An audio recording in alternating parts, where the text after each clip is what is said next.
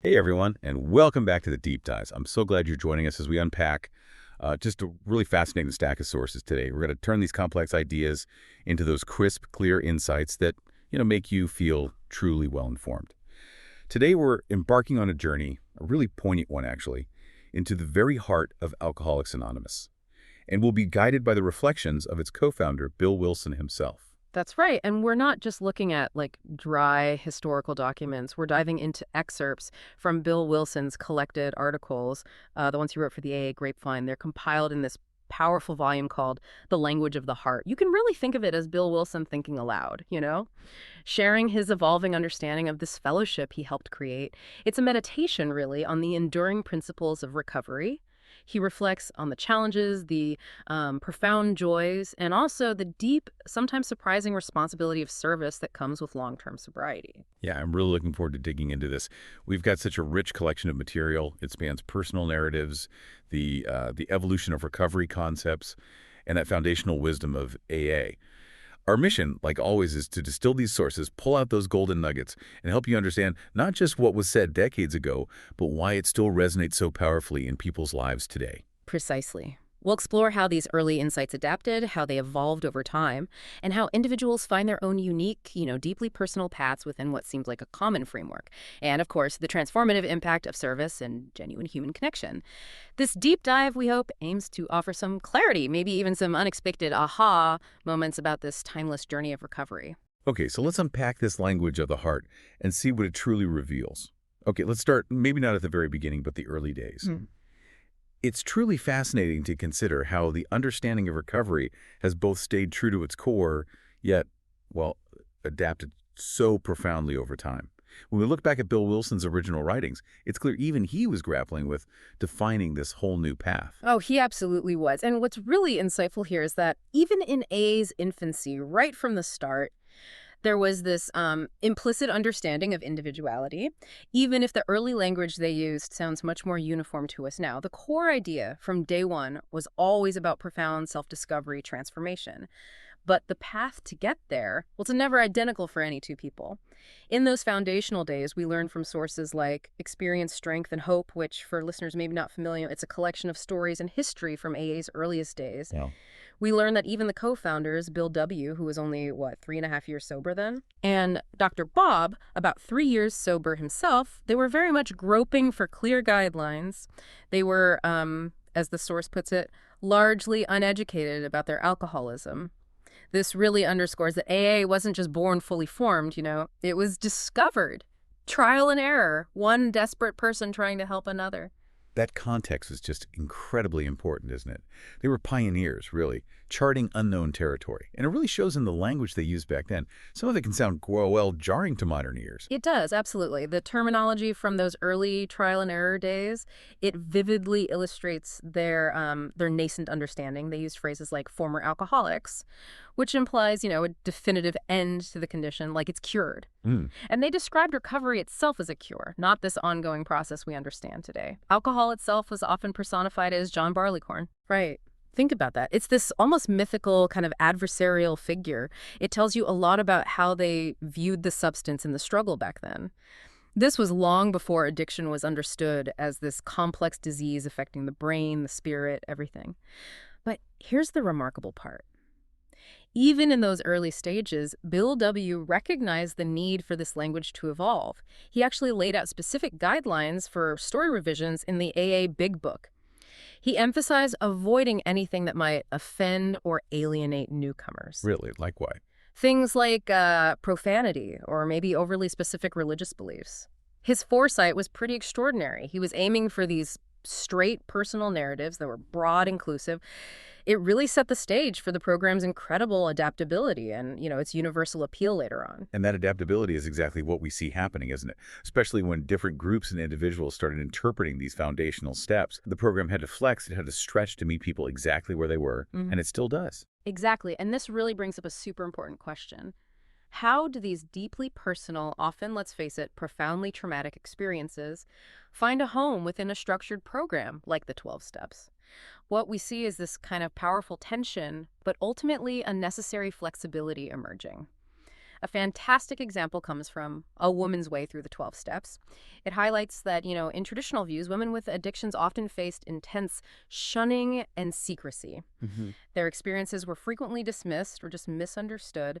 So as more women entered recovery, there was this growing and absolutely essential acknowledgement that, hey, recovery may mean something different for us as women. The book stresses that the journey is unique for each of us as individuals. There is no right or wrong way to proceed in working the steps. This isn't just some minor tweak, it's a recognition of diverse paths leading to a common goal. Okay, so if the journey is unique for everyone, then even that very first step, admitting powerlessness, that could be a significant hurdle if it's interpreted too rigidly. I can really imagine that word powerless feeling incredibly heavy, maybe even despairing for some people. It absolutely can. For many people, yeah, and especially maybe women who might have already felt disempowered or victimized in their lives, that word can trigger feelings of depression or inadequacy. It can push people away. But this is where the beauty of personal interpretation really shines through. Many women, for instance, have found ways to translate step one, to kind of reframe it, to better fit their personal experience. Sandy, a woman featured in A Woman's Way Through the 12 Steps, she shared that the traditional word powerless, it initially just made her feel more depressed. Right. So she profoundly reinterpreted it as surrender, as in surrendering to the truth. She said, I surrender because I cannot control the amount and the way I use. Wow, that's a powerful shift. Isn't it? This reframing, it isn't a weakening of the step at all. It's actually an empowerment. It helps individuals recognize the power of their addiction, not as some personal failing, but as this external force they can choose to surrender to. It moves them from feeling like a victim to embracing an active, courageous choice. And similarly, you see this in Al-Anon too, the program for families and friends of alcoholics. They also use the 12 steps. Al-Anon strongly encourages finding a personal understanding of God.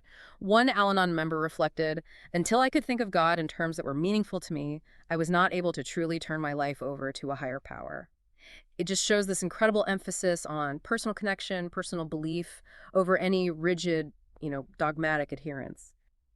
So it really sounds like the strength of the program today isn't just in its original foundational principles, but in its dynamic ability to adapt, to honor those principles while allowing for deeply personalized application. It's about finding the language that truly speaks to your experience. Exactly. And if we connect this to the bigger picture, it emphasizes that while the framework, the structure of the 12 steps provides invaluable guidance, its enduring effectiveness often lies in its radical adaptability. It's about meeting individuals exactly where they are, recognizing that God, as we understood him, that phrase itself is key. Mm-hmm. It's not a rigid dogma imposed from outside. It's an invitation to a deeply personal spiritual connection, however you define that. This inclusivity, this understanding of a shared path that's also profoundly individualized, it's beautifully embedded in the very we of the program.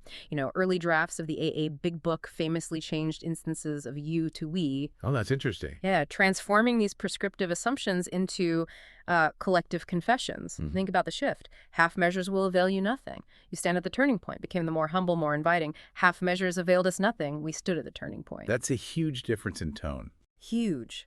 This grammatical shift implies this profound humility on the part of the founders. Look, we can't know your story. We can only speak our own. It fosters connection through shared experience rather than through, prescriptive top-down advice. As a really powerful entry from Daily Reflections puts it, there's power in numbers, there was strength in numbers, there was safety in numbers, and for an alcoholic like me, there was life in numbers. He says, if I had tried to recover alone, I probably would have died. It's this collective experience, openly shared, deeply personal, that truly gives life to the path. This whole discussion about personalization, it brings us right into the core of AA's philosophy, doesn't it? Particularly those concepts of powerlessness and a higher power. From the outside, like we said, these ideas can sometimes be really misunderstood, maybe seen as a sign of weakness even. But within the program, they're clearly the absolute cornerstone. They are, absolutely. And these concepts, they aren't about weakness at all, not really. They're about a radical, necessary reorientation of one's will and an entire re-envisioning of one's life, actually. They challenge that deeply ingrained self-sufficiency, that belief that I can handle this on my own, I've got this. Right. And in doing so, they open the door to a completely different kind of strength, a strength found in accepting fundamental limitations. Step 1 explicitly states, we admitted we were powerless over alcohol, that our lives had become unmanageable. For many people, it takes a considerable amount of time and lived experience to truly grasp the two intertwined parts of this step. The two parts. Yeah, the powerlessness over the substance itself, the alcohol, Yeah. and then the broader unmanageability of life that results from that powerlessness. They're intrinsically linked, one fuels the other in this destructive cycle. Bill Wilson, in his own journey, he communicated this profound truth almost just by his very presence. He said something like, you, a drinking alcoholic, are not God, as I, a drinking alcoholic, was not God, and I am not God even now as a sober alcoholic. I still need others, but now I need them because I have something to give. This really highlights that acknowledging limitation isn't about becoming less. It's an invitation to a new kind of wholeness, an opportunity to contribute from a place of genuine, hard-won self-awareness, born from that very weakness. That's a really powerful reframing. So it's not about being helpless, but about recognizing where our own self-will has definitively failed us, and crucially looking beyond ourselves for a different kind of support, a source of strength that isn't just our own often misguided ego. But for someone who's maybe resistant to that idea, how does that shift actually happen? Is it always like a gradual process? That's a fantastic question because while it can be a gradual process for many, that initial acceptance of powerlessness, it often comes from dramatic, even catastrophic events. Sometimes life itself just forces this unshakable confrontation with our own limits. Like hitting rock bottom. Exactly that kind of experience. We see this vividly in powerful personal accounts, like one individual's story in Daily Reflections. After losing his career, family, health, everything, he remained utterly unconvinced he needed a fundamental change, still thought he could manage. It was only when his infant son became critically ill, and in that moment of just utter despair, he said he was left staring into God's eyes, begging for help. That was what led him to AA. Wow. It was a moment of complete, unadulterated surrender, when every other perceived resource had just failed. It illustrates that sometimes the ego is so strong, so entrenched, that only a profound, life-altering crisis can break through that denial and open the door to true self-admission. That really sounds like a profound, almost shattering experience, where the recognition of powerlessness becomes the very doorway to something entirely new. And it leads directly to this idea of a higher power, which, again, I think is often misunderstood from the outside. It does, yeah. And this concept of a higher power, it's another critical area where personal interpretation isn't just allowed, it's actively encouraged. That makes it accessible to people of all backgrounds, all beliefs, or even no specific beliefs. Step 2 builds directly on that admission of unmanageability. It states, came to believe that a power greater than ourselves could restore us to sanity. Restore us to sanity. Yeah. What's essential to understand here is that this isn't about subscribing to a specific religious dogma or, church doctrine.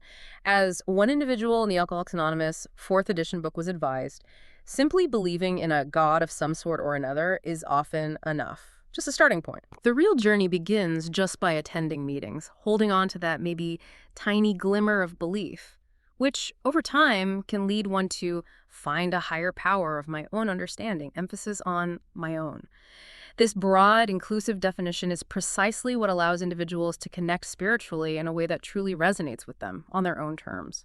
This shift, this breakthrough in denial, as one source calls it, is often described as a spiritual awakening. A spiritual awakening. Yeah, a moment of profound internal realization that the old way of thinking, the old way of living, it simply doesn't work anymore. It can't work. One member in a book called Came to Believe beautifully described experiencing a light inside my thick skull. This happened after he fervently thanked the God I did not understand. He didn't get it, but he thanked anyway. And that led to this unshakable belief that God could and would do for me what no human power could.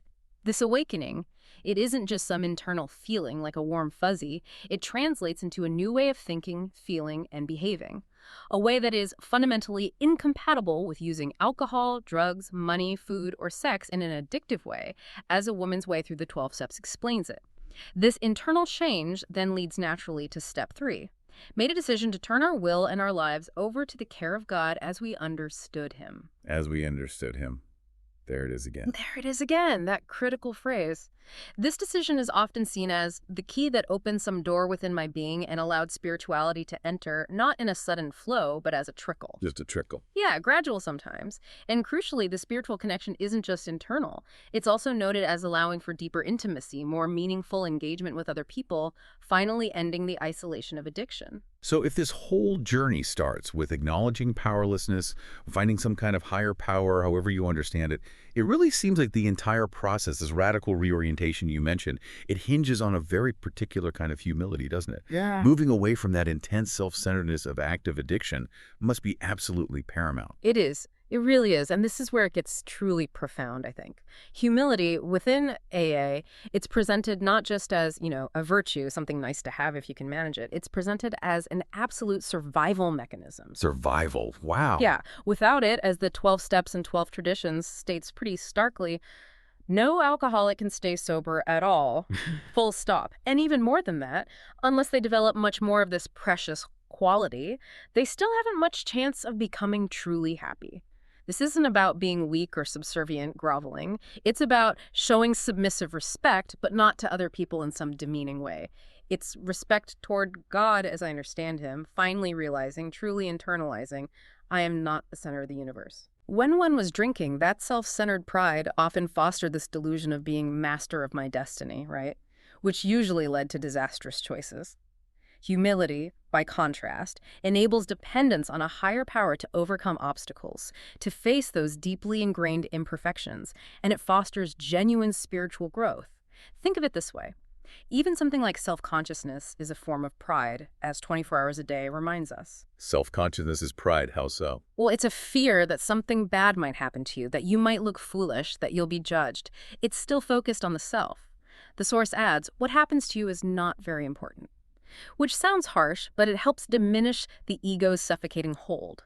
It allows for a broader, more compassionate view of oneself and the world, less focus on me, me, me. That is a complete flip, isn't it? From the ego-driven mindset of active addiction, where literally everything feels like it revolves around one's own desires, one's comfort, one's perceived needs.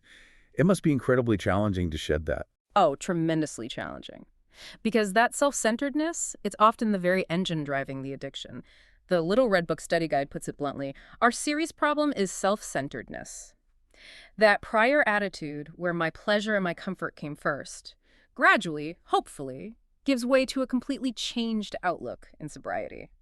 And this isn't merely about avoiding the most obvious big screw-ups that bring punishment, like getting arrested or losing a job. Like the big consequences. Yeah. It's also about facing the less violent aspects of these very same defects that we might actually secretly, exult in. Like what? Like feeling secretly superior to others or harboring resentment or indulging in self-pity, those quieter forms of self-centeredness. The program demands this deep internal shift, a constant inventory of these things. As one source puts it, we must acquire honesty, humility, and appreciation and kill self-centeredness to keep sober. It truly highlights the transformative power of these core principles moving from this self-obsessed existence to one of genuine connection and contribution.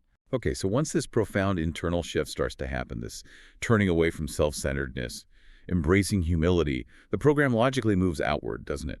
Towards repairing the damage done to other people, this part of recovery, the whole amends process, steps 8 and 9. It seems absolutely critical for long-term healing and for finding true connection. Because, let's be honest, addiction doesn't just harm the individual. It sends these ripples of destruction through everyone around them, family, friends, coworkers. It does. It absolutely does. And that's precisely why these steps are so powerful and often so challenging. This moves us into a whole new way of relating to people. It transforms those past harms into opportunities for profound growth and for building deeper, more honest relationships. It's about taking radical responsibility, really, and actively participating in healing those ripple effects of addiction. Steps 8 and 9 are explicitly focused on this. Step 8 is, made a list of all persons we had harmed and became willing to make amends to them all. Willingness first. Willingness first. That's key. It's about the mental and emotional preparation. Confronting the past honestly, even just on paper. Then, step 9 demands courageous action. Made direct amends to such people wherever possible, except when to do so would injure them or others. These steps, as the 12 steps and 12 traditions explains them, they're concerned with personal relations. It lays out 3 parts. First, we look backward, try to discover where we have been at fault. Next, we make a vigorous attempt to repair the damage we've done. And third, having thus kind of cleaned away the debris of the past, we consider how, with our newfound knowledge of ourselves, we may develop the best possible relations with every human being we know moving forward. Wow. So, making amends, in this context, it does more than just righting wrongs for other people. It also frees my own mind of uneasiness as courage to change notes. There's a benefit for the person making the amends too, and it can involve something as seemingly simple, yet incredibly profound, as just giving someone more respect and honesty in everyday interactions from now on. That's a powerful way to frame it, not just about saying, I'm sorry, and hoping to move on, but about an ongoing, active shift in behavior and attitude. It sounds like aiming for genuine reconciliation, Yeah. not just some superficial apology to clear your conscience. Precisely. The process involves asking these challenging, really soul-searching questions. Questions like, am I willing to change? Am I willing to be changed in ways I may not even be aware of or in control of? Am I willing to address each harm that I am aware of? Oh. It requires immense courage, and a deep commitment to personal growth. And crucially, the sources are very clear on what amends are not. Okay, what are they not? They are not groveling, begging for forgiveness. They're not an exhaustive confession of your sins where you just dump everything on someone. Yeah. Instead, as We Are the Luckiest explains it, it's described as a very tactical, purposeful acknowledgement of the way your behavior may have affected someone. It includes a general statement of your wrongdoings and a commitment to proceed differently in the future. It's forward-looking, too. And there's a key distinction here, too, that recovery freedom from our addictions points out, which I think is brilliant. It says, apologizing for making a person feel something instead of for what you did is not a mea culpa, it's a eua culpa. Huh. Your culpa. I like that. Right. It's about owning your actions, taking full responsibility for what you did, rather than trying to manage or deflect by focusing on the other person's emotional reactions. An anecdote from Daily Reflections illustrates this beautifully. A coworker, after making some complaint that caused his boss discomfort, he directly admitted his role and its impact. And it didn't lead to conflict. Instead, they came to an agreement to interact more directly and effectively in the future. The honesty actually brought an unexpected, positive, and genuinely reparative outcome. This entire process, though, it still sounds incredibly challenging. Yeah. Especially confronting that fear, the fear of judgment or maybe rejection from the people you've harmed. But from what you're saying, the sources strongly suggest the rewards are profound, moving past that self-imposed isolation that addiction so often creates. The rewards are truly transformative. Yeah. The willingness to engage in this often uncomfortable, sometimes painful process, it opens doors to genuine connection. It effectively transforms the profound isolation that often characterizes active addiction into this dynamic, supportive reality. Addiction is frequently described as just a lonely business, right? Where self-will had driven everybody away. Mm-hmm.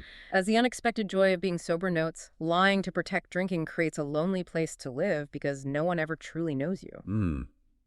That hits hard. It does. You build these walls, you hide, you perform, but you're never truly seen, never truly known. Step 5, which comes before amends, actually encourages admitting the exact nature of our wrongs to God, ourselves, and another human being. And that step is presented as absolutely essential for freeing us from that terrible sense of isolation. It's seen as the beginning of a new kinship with our higher power and people. So sharing your story, your faults, is actually the path out of isolation. Exactly. This honesty, it isn't just confession for confession's sake. It allows for genuine validation and support when people say, here, give me a call, let's talk about it. That heals, that brings about change, that bridges the gap, as one source in A Woman's Way Through the 12 Steps articulates it.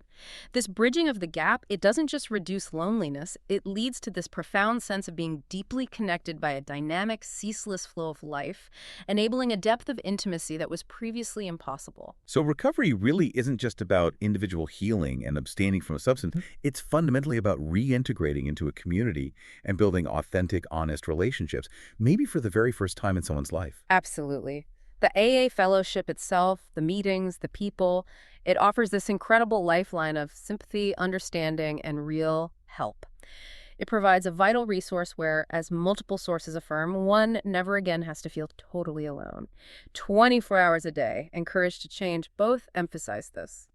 It creates a space where I never again have to be alone. That's huge. It's Yeah. huge. Even the seemingly simple physical act of just going to meetings is described as a place to make new friends and to begin to feel comfortable in the company of alcoholics not drinking, as Living Sober points out.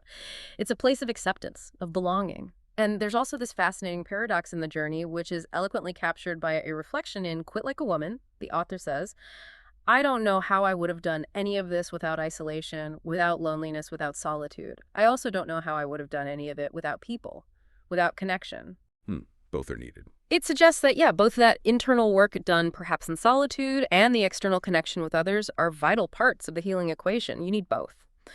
Sometimes, even what we instinctively judge in other people can become a nugget of treasure for our own self-reflection. It can help us understand our own insecurities, foster empathy, and actually deepen those connections rather than creating distance. It's truly a journey from isolation to profound interdependence. #RV, service, unity, and the evolution of AA as a fellowship. This incredible journey you're describing from isolation to connection, fueled by this deep personal transformation, it brings us to the broader picture of AA itself, its growth, its structure, and the absolutely vital role of service. Bill Wilson reflected on this a lot in his Grapevine articles, right, in The Language of the Heart. It's truly remarkable how a movement that started, quite literally, with drunks helping each other, became so organized, yet managed to remain so non-authoritarian, and how it scaled globally without, losing its soul. It is remarkable. And that's precisely where the commitment to service and unity, which were meticulously outlined in the 12 traditions, really allowed AA to scale globally while preserving its core principles. It's a testament to this truly unique blend of idealism and pragmatism. They learned deeply from the historical failures of similar movements that came before. The spirit of service is perhaps best encapsulated in that powerful "I am responsible" declaration. Oh yeah, tell us about that. It was from the 1965 International Convention, attended by over 10,000 members. Imagine that. The declaration stated, when anyone, anywhere reaches out for help, I want the hand of AA always to be there, and for that, I am responsible. Wow, I am responsible. Yeah, each individual taking responsibility. This isn't just a slogan, it's an ethos that fundamentally changes individuals who embrace it. It's the point where self-seeking has started to slip away, as Daily Reflections puts it. And where, as Courage to Change notes, there's no better way to keep our spiritual benefits than by giving them away with love, free of expectations, and with no strings attached. Carrying the message, what they call 12th step work, is seen as a primary purpose. It instills this profound sense of responsibility. Daily Reflections even says, the life of millions of alcoholics is closely tied to my competence in carrying that message. And it wasn't just internal commitment and this profound sense of service that fueled AA's growth, was it? The early days were heavily influenced by how the fellowship presented itself to the outside world, how it handled public relations. That seems like a surprisingly modern concept for what was essentially a spiritual movement back then. You're absolutely right. Early growth was significantly fueled by positive publicity, which Bill W. himself actively, though very carefully, facilitated. Newspapers, magazines, radio, television, they had told our story faithfully and often, as Alcoholics Anonymous comes-of-age recounts. But this didn't just happen by chance. Bill knew that accurate and effective publicity about AA simply does not manufacture itself. Right, you have to work at it. You do. Key moments included John D. Rockefeller Jr.'s pivotal dinner. He never gave them much money, but his support lent immense credibility and brought AA to the attention of influential people. They even consulted with Ivy Lee's PR firm, one of the earliest professional PR agencies. No kidding. Yeah. But the real game changers were magazine articles. There was an early piece in Liberty magazine called Alcoholics and God by Morris Markey, which was a sympathetic portrayal. But the really big one was Jack Alexander's article in the Saturday Evening Post in 1941. Bill W. himself said in The Language of the Heart that article truly rocked drums. Rock drugs. It was powerful. These articles drove AA membership to shoot up their words from about 2,000 members to 8,000 just by the end of 1941. It helped expand AA into Canada and other countries too. And, of course, the success of the book Alcoholics Anonymous, the big book itself, became the financial cornerstone of the headquarters and the guarantor of our solvency, ensuring the fellowship's financial independence. What's particularly striking, though, and Bill Wilson articulated this so clearly in the language of the heart, is how AA managed to maintain its non-professional, non-hierarchical structure despite such rapid growth and all this widespread public attention. Yeah. Many organizations, spiritual or otherwise, would just buckle under that kind of pressure. They become much more centralized, more top-down. How did AA resist that pull? That's where the sheer wisdom of the 12 traditions, particularly traditions 8 and 9, truly shines through. AA made a very deliberate, very careful distinction about professionalism. They define professionalism specifically as the occupation of counseling alcoholics for fees or hire. That's the line. But, they clarified, we may employ alcoholics where they are going to perform those full-time services for which we might otherwise have to engage non-alcoholics. Things like running the central office, publishing literature, basic administration. The crucial line in the sand, though, was always this. Personal 12th step work is never to be paid for. Never. Never. That preserves the amateur, the peer-to-peer nature of the core recovery message. One alcoholic helping another. The ideal, as Bill Wilson expressed it, was powerfully simple. The least possible organization, that's our universal ideal. No fees, no dues, no rules imposed on anybody. One alcoholic bringing recovery to the next. Leaders in AA, by design, are but trusted and experienced servants of the whole. They derive no real power or authority. They're trusted servants, not governors. Trusted servants. Yeah. And rotating leadership, where individuals serve for a limited time and then step aside, is explicitly stated as usually the best way to handle the group's simple affairs. Committees act as servants too, carrying out the wishes of its group, never to command or dictate. This whole vision was really solidified in what they call the coming of age in 1955. That marked the assumption of full responsibility for the management of our own affairs by the fellowship itself, moving away from the kind of guardianship of the old-timers and vesting authority in the collective conscience of the groups. Wow. And it's worth noting again that principle of self-support, it came indirectly from John D. Rockefeller Jr. By declining to fund AA in any major way, he gave them, as Bill W. saw it, a gift far more valuable than money. Right. He forced them to rely on themselves. Exactly. It forced them to rely on their own members from the very beginning, which ultimately strengthened their autonomy, their unity, and their resilience. Kind of ironic, but incredibly valuable. It's truly incredible to see how deliberately AA structured itself to avoid the very pitfalls that had led to the demise of earlier movements trying to help alcoholics. This wasn't just theoretical, was it? They had potent historical examples they were looking at, learning from. Oh, they absolutely did. And this historical awareness was absolutely central to shaping AA's unique structure and its traditions. Bill Wilson and the other early members, they studied movements like the Washingtonian Society. Washingtonians, right. Yeah, they flourished among alcoholics about a century before AA, and in Bill's words, they almost discovered the answer to alcoholism. It grew incredibly large, maybe 100,000 members, which was just astonishing for its time. 100,000. Yeah, huge. However, the Washingtonian Society ultimately failed. Why? Because it permitted politicians and reformers to use the society for their own purposes. It shifted its focus. It became involved in temperance crusades, got entangled in political and social campaigns that were way beyond its primary purpose of just helping alcoholics recover. Mission creep. Exactly. Mission creep killed it. This dramatic and well-documented failure powerfully reinforced AA's strict adherence to its single aim, just helping the suffering alcoholic, and its equally strict stance of having no opinion on outside issues. Tradition 10. This insight from history underscored the absolute importance of protecting the primary purpose and the unity of the fellowship. It was paramount for survival and for its continued ability to help individuals. It's a profound lesson, really, in maintaining focus, integrity, and self-preservation, especially when faced with external pressures or temptations to branch out. This deep dive has truly shown us, hasn't it, that recovery in this framework isn't just about stopping drinking. That's maybe just the entry fee. It's about a complete and radical transformation, physical, mental, and spiritual. It's a holistic change that reshapes one's entire relationship with life itself. Absolutely. True sobriety, as conceived here, involves cultivating a whole new inner and outer life, where those past destructive patterns are gradually replaced by a profound sense of self-discovery, finding purpose and deep connection. It's about not just being dry, which it just means you've stopped consuming alcohol, but truly being sober. Dry versus sober, okay. Yeah. The Little Red Book Study Guide makes this critical distinction really clear. It says, those who are dry aren't willing to learn or change. They just white-knuckle it. Those who are sober are willing to learn the simple facts of their threefold illness, physical, mental, spiritual, and practice the principles and steps of the program. And that, the willingness to learn and practice, leads to wisdom and lasting contented recovery.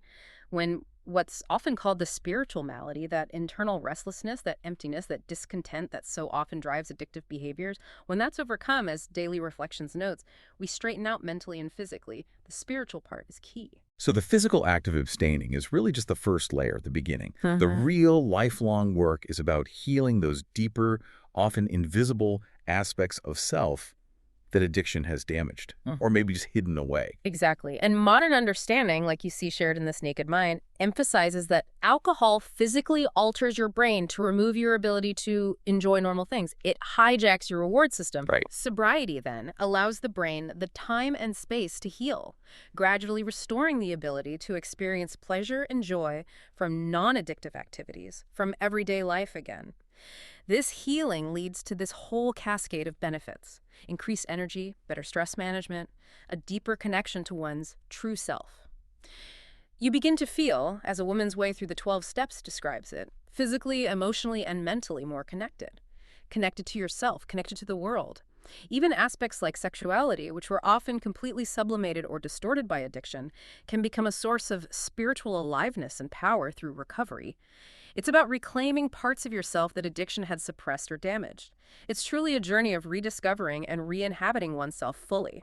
So this transformation, it empowers individuals not just to not drink, but to live a fuller, more authentic, and honestly probably a more joyful life.